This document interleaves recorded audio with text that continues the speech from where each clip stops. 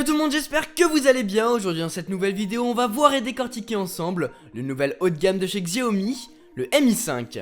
Niveau design, le Mi 5 est vraiment superbe. Il va bien évidemment vous faire penser au Galaxy S7 Edge de Samsung, avec ce dos en verre courbé des deux côtés du plus bel effet. Mais par contre, il ne sera ni résistant à la poussière, ni à l'eau celui-ci. On a donc du verre à l'avant et à l'arrière, accompagné d'une bordure en aluminium. Ce smartphone, on l'a bien en main car il est assez compact pour un téléphone de cette taille, mais il peut avoir tendance à glisser un petit peu à cause de son dos. Pour ma part, j'aime beaucoup son design, je le trouve top, mais à l'arrière il fait un petit peu vide, je sais pas ce que vous en pensez. Moi j'aurais plus vu le logo de Xiaomi en plein milieu du téléphone, un peu comme le fait Apple. Là c'est pas tip top. Mis à part ça, il ne fait que 7,2 mm d'épaisseur pour 129 grammes, ce qui est tout à fait correct. Il est disponible en 4 coloris différents, gold, rose, noir et blanc. Celui que j'ai, et c'est celui que je vous conseille si vous voulez éviter toute trace de doigt au dos, car il a tendance à les attirer. Sur l'avant de l'appareil de Xiaomi, on va retrouver le capteur photo, un haut-parleur, un petit capteur de luminosité et une LED de notification. Plus bas, c'est le bouton Home qui peut être physique ou tactile, c'est comme vous le souhaitez, il suffit juste de le configurer dans les réglages. Et à côté de ça, on a les deux touches capacitives pour retourner en arrière et ouvrir le multitâche. On va pas oublier l'empreinte digitale qui entoure le bouton d'accueil qui fonctionne vraiment super bien. Maintenant, je n'ai plus configuré qu'une seule empreinte parce que je ne peux plus retourner dans les réglages du code. L'application plante systématiquement, donc à voir si on le réinitialise si ça le fait toujours. Mais pour l'heure, elle fonctionne vraiment très bien, mais pour qu'un seul doigt, et ça c'est dommage. Sur le dessous, on va voir un micro et un speaker. Ils ont voulu nous faire croire qu'il y en avait deux, mais non, il n'y en a qu'un seul. Je vais pas vous mentir, par contre, il est vraiment très bon. Si je le compare au S7 Edge de Samsung par exemple, j'ai été plutôt étonné de ce côté-là. Et on va pas oublier le port USB Type C que Xiaomi a mis en place sur ce smartphone. Certains seront pour, d'autres contre. Moi je m'en fous, mais il faut quand même noter qu'il est compatible recharge rapide, et ça c'est cool. Sur la tranche de gauche, on va y retrouver le slot pour les cartes nano SIM. On n'a pas la possibilité de rajouter du stockage, mais on peut mettre 2 SIM dans son téléphone, plutôt utile. Et sur la tranche de droite, ça va être les boutons de volume et le bouton de verrouillage. Au-dessus, on va avoir la prise jack 3,5 mm, et j'avoue que ça me dérange un petit peu qu'elle soit sur le dessus. Je préfère en bas, mais bon, c'est pas très important, et on va avoir un capteur infrarouge juste à côté. Finalement, au dos, on va retrouver le capteur photo arrière, ainsi qu'un flash qu'on verra en détail dans quelques minutes. Mais pour l'instant, parlons de son écran qui est absolument superbe. Il possède un écran LCD Full HD de 5,15 pouces de diagonale, avec une résolution de 1920 par 1080 pixels. C'est un écran superbe, il a des couleurs bien prononcées, des couleurs éclatantes comme il le faut. Et le plus sympa, c'est que son écran mange les bords du téléphone, du coup on a l'impression de tenir un grand écran et de profiter de toute la largeur de celui-ci surtout. Et donc c'est très agréable de regarder des vidéos dessus, c'est un vrai plaisir. Avec son Snapdragon 820 cadencé à 2,15 GHz, ses 3 Go de RAM et sa puce graphique Adreno 530, le Xiaomi Mi 5 vient se hisser en haut du panier avec des composants dignes d'un S7 Edge ou d'un LG G5. Il est vraiment surpuissant et fera donc tourner tous les jeux du moment parfaitement bien. Il est très fluide, il est rapide, il n'y a rien à dire là-dessus. En plus de cela, il possède le Bluetooth 4.2, une puce NFC. Il est disponible en 32, 64 ou 128 Go en fonction de la version que vous prenez. On peut le dire, il vient directement se confronter aux appareils haut de gamme de chez Samsung, LG et Apple, et ça fait mal. On peut faire exactement la même chose que sur ces appareils avec un prix défiant toute concurrence, et c'est là où c'est fort. Xiaomi a su frapper là où ça fait bobo, et pour nous, utilisateurs, c'est top. Pour ce qui est des benchmarks, Geekbench 3 dévoile des scores plutôt bons, 1915 en simple core et 4670 en multicore.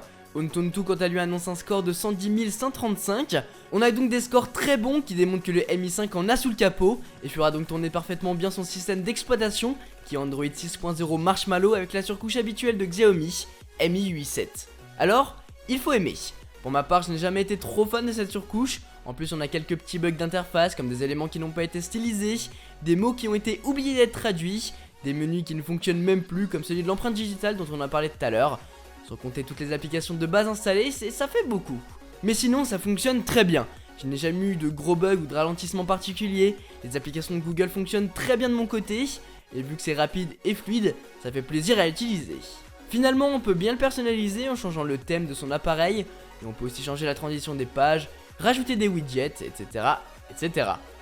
Côté photo et vidéo, le Xiaomi Mi 5 possède une caméra arrière de 16 mégapixels accompagnée d'un flash. Pour les photos, vous voyez ce que ça donne, elles sont toutes très bonnes, avec de bons piqués, des couleurs plutôt fidèles, avec une touche de contraste élevée. Non mais vraiment la qualité est extra, et même en basse luminosité il se débrouille très bien. Pour ce qui est des vidéos, il peut filmer en HD, en Full HD, jusqu'en 4K 30 fps avec un stabilisateur logiciel. Pour la qualité de la caméra arrière du Xiaomi Mi 5 les amis, voyez par vous-même, je n'ai pas l'œil sur l'écran donc je peux pas juger d'elle, mais je verrai ça au montage comme d'habitude. En tout cas dites-moi dans les commentaires ce que vous en pensez et ce que vous en... des couleurs et tout ça, dites-moi tout ça. A l'avant c'est un capteur de 4 mégapixels qui est installé et les photos sont vraiment bonnes. Franchement, hein, on a une bonne luminosité, les détails sont là, ils lissent peut-être un petit peu trop les visages, mais sinon la qualité est très correcte. Et pour ce qui est de la partie vidéo, je vous laisse encore juger par vous-même de la qualité.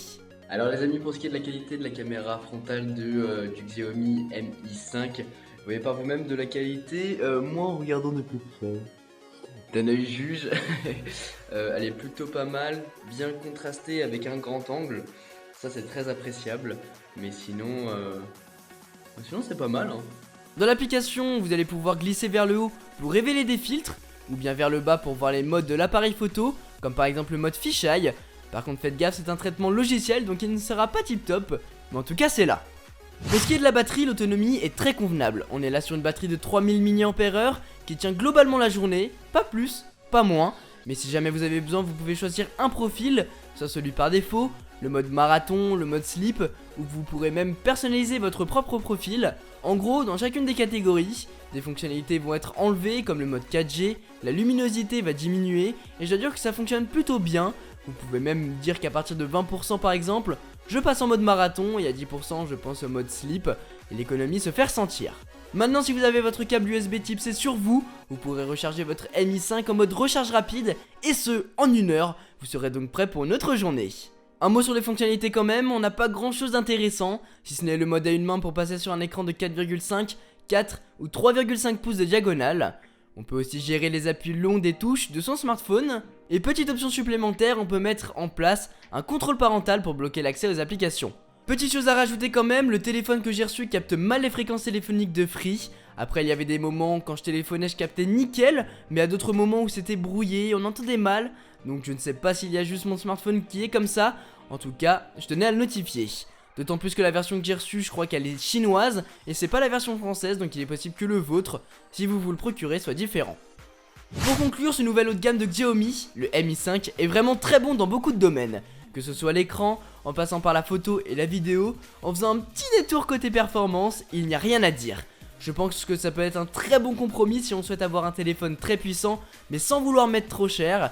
En effet, le Mi 5 est dispo au prix de 479 € pour la version Pro, qui a un dos en céramique au lieu d'un dos en verre.